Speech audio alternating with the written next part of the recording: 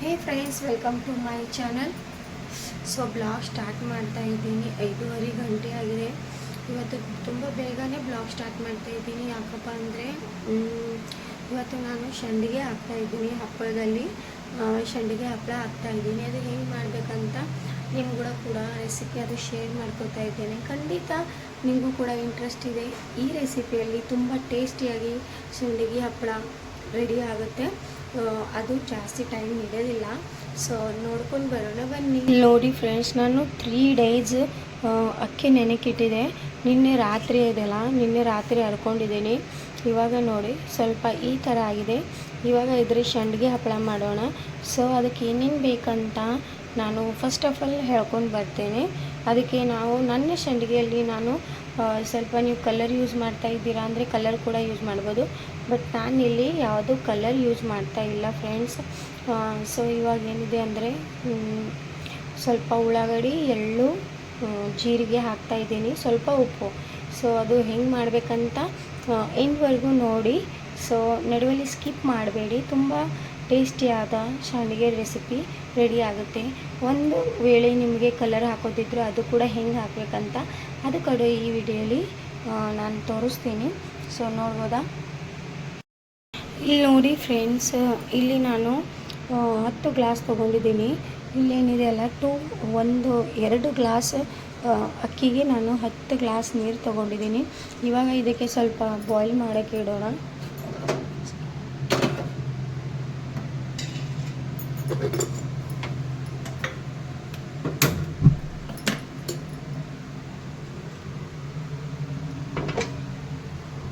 ಸ್ವಲ್ಪ ಬಾಯ್ಲ್ ಮಾಡೋಕ್ಕೆ ಇಟ್ಟಿದ್ದೀನಿ. ಸೊ ನೋಡ್ಬೋದಾ? ಸೊ ನೋಡಿ ಫ್ರೆಂಡ್ಸ್, ಇಲ್ಲಿ ನೀರು ಕೂಡ ಬಾಯ್ಲ್ ಆಗಿದೆ. ನೋಡ್ಬೋದಾ? ಈ ಥರ ಬಾಯ್ಲ್ ಆಗಿದೆ. ಈ ಹಿಟ್ಟು ಏನಿದೆ ಅಲ್ಲ ಈ ಥರ ಕಲಿಸ್ಕೊಂಡಿದ್ದೀನಿ. ಒಂದು ಸ್ವಲ್ಪ ಅಂದರೆ ಮಿಕ್ಸ್ ಮಾಡಿಕೊಂಡು ಇವಾಗ ಸ್ವಲ್ಪ ಇದರಲ್ಲಿ ಉಪ್ಪು ಹಾಕೋಣ. ನಾನು ಇಲ್ಲಿ 1 ಟೇಬಲ್ ಸ್ಪೂನಷ್ಟು ಉಪ್ಪು ಹಾಕ್ತಾಯಿದ್ದೀನಿ, ಜಾಸ್ತಿ ಹಾಕ್ತಾಯಿಲ್ಲ. ನೋಡ್ಬೋದು. ಇವಾಗ ಒಂದು ಚಮಚಲ್ಲಿ ಸ್ವಲ್ಪ ಹಿಟ್ಟು ಹಾಕ್ಕೊಂಡು ಕಲಿಸ್ಕೊಂಡ್ಬಿಡಬೇಕು. ನೋಡಿ ಈ ಥರ ನಾನು ಸ್ವಲ್ಪ ಹಿಟ್ಟು ಹಾಕ್ಕೊಂಡು ಚೆನ್ನಾಗಿ ಕಲಿಸ್ಕೊಂಡ್ಬಿಟ್ಟಿದ್ದೀನಿ. ಇದು ಚೆನ್ನಾಗಿ ಬಾಯ್ಲ್ ಆಗಬೇಕು, ಅಂದರೆ ಕುದಿಬೇಕು, ಚೆನ್ನಾಗಿ ಕುಕ್ ಆಗಬೇಕು. ಅಲ್ಲಿವರೆಗೂ ಚೆನ್ನಾಗಿ ಈ ಥರನೇ ನೀವು ಸ್ಪೂನ್ ಸಹಾಯದಿಂದ ಅಳಗಡಿಸ್ಬೇಕು, ಇಲ್ಲಾಂದರೆ ಗಂಟು ಆಗೋ ಚಾನ್ಸಸ್ ಇರುತ್ತೆ. ಸೊ ಸ್ಲೋಲಿ ಇಟ್ಟು ಈ ಥರ ನಾವು ಇದಕ್ಕೆ ಚಮಚ ಸ್ಪೂನ್ದಿಂದ ಸ್ವಲ್ಪ ಅಳಗಡಿಸೋಣ. ನೋಡ್ಬೋದಾ?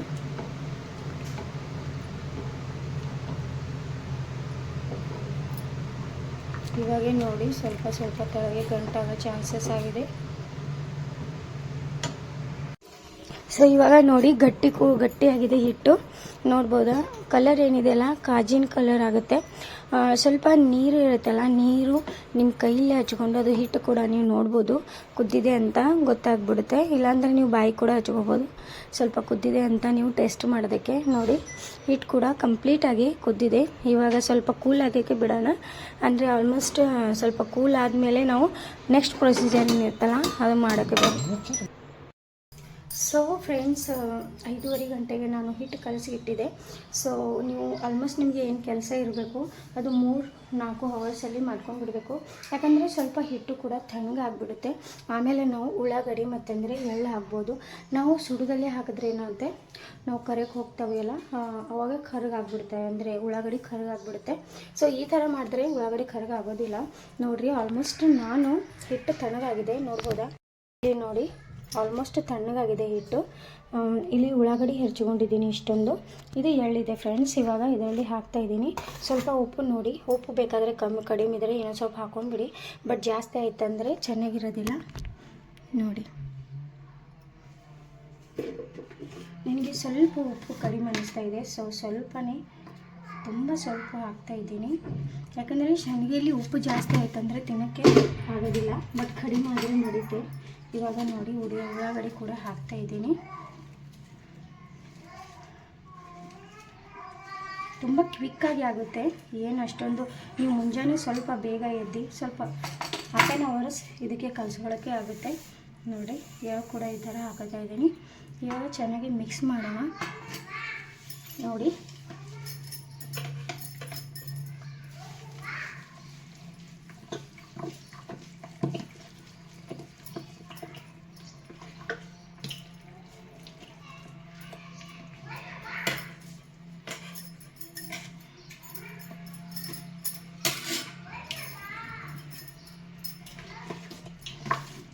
ಇವಾಗ ಏನಿದೆ ಅಂದರೆ ಇನ್ನೊಂದು ಹಾಕೋದಿದೆ ಫ್ರೆಂಡ್ಸ್.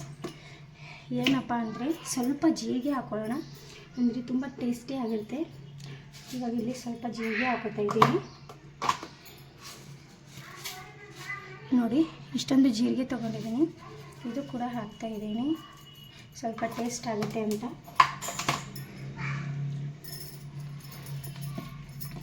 ಈ ಥರ ಮಿಕ್ಸ್ ಮಾಡಿಕೊಂಡು ಮ್ಯಾಗೋಗಿ ಹಾಕೋದಿಷ್ಟೇ. ಇವಾಗ ನಡೀರಿ.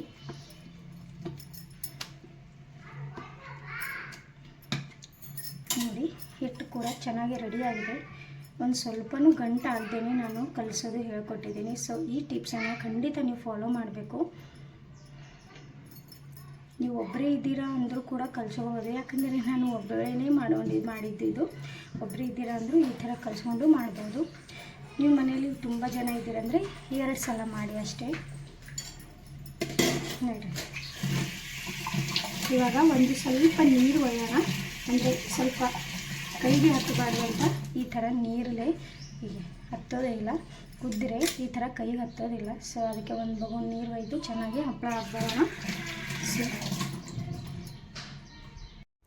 ಇವಾಗ ನೋಡಿ ನಾನು ನನ್ನ ಟೆರೇಸ್ಬಲ್ ಮಧ್ಯೆ ಅಂದರೆ ಮೆಳಗೆ ಮೇಲೆ ಬಂದಿದ್ದೀನಿ. ಸೊ ಸಂಡ್ಗೆ ಇಡ್ತಾ ಇದ್ದೀನಿ. ನೀವು ನಿಮ್ಮ ಸ್ಟೈಲಲ್ಲಿ ಕೂಡ ಸಂಡ್ಗೆ ಇಡ್ಬೋದು. ನೋಡಿ ನಾನು ಫಸ್ಟ್ ಆಫ್ ಆಲ್ ನಿಮಗೆ ತೋರಿಸ್ತಾ ಇದ್ದೀನಿ. ಕೈ ನೀರಲ್ಲಿ ಎದ್ಕೊಂಡು ಇಟ್ಟರೆ ಅಂದರೆ ಹಿಟ್ಟು ಏನಿದೆಲ್ಲ ಸ್ವಲ್ಪ ಕೈಗೆ ಹತ್ತೋದಿಲ್ಲ. ಅದರ ಅರ್ಥ ಕೈ ನೀರಾಗಿ ಜಾಸ್ತಿ ಸಲನೂ ಎತ್ತಬಾರ್ದು, ಅಂದರೆ ಸಂಡ್ಗೆ ಚೆನ್ನಾಗಿ ಒಣಗೋದಿಲ್ಲ ಅಂತಾರೆ. ಒಂದು ಸ್ವಲ್ಪ ಅಷ್ಟೇ. ನೋಡಿ ಈ ಥರ ನಾನು ಸಂಡ್ಗೆ ಇಟ್ಟಿದ್ದೀನಿ. ಆಲ್ಮೋಸ್ಟ್ ಒಂದೊಂದು ತೋರಿಸಿ ನೋಡಿ. ಲಾಸ್ಟಾಗಿ ಈ ಥರ ಎಲ್ಲ ಸಂಡ್ಗೆ ಇಟ್ಟು ಕಂಪ್ಲೀಟ್ ಮಾಡಿದ್ದೀನಿ.